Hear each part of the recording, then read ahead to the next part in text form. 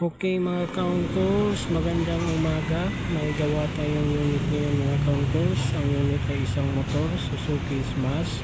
Ang problema dito mga counters is naputol ang kanyang throttle cable. Ayan, naputol siya mga counters. Yan ang karugtong, yung throttle cable. At ito yung kabuang throttle cable mga counters. Yan, naputol siya mga counters.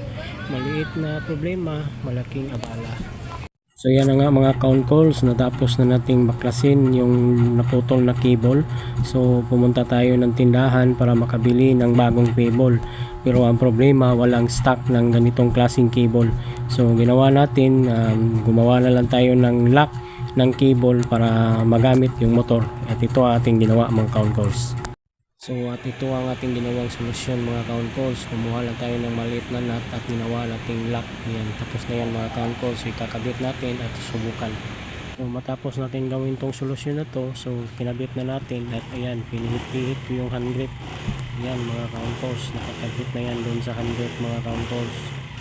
Ayan, handa naman ang kanyang play at ang kanyang balik mga count calls.